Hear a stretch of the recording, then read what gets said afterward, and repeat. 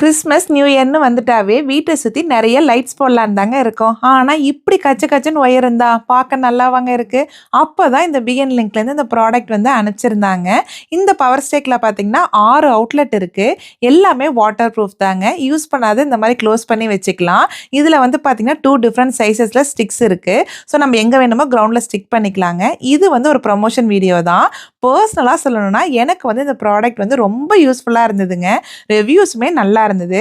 இது கூடவே remote with பேட்டரியோட வருதுங்க. சென்சாருமே இருக்கு.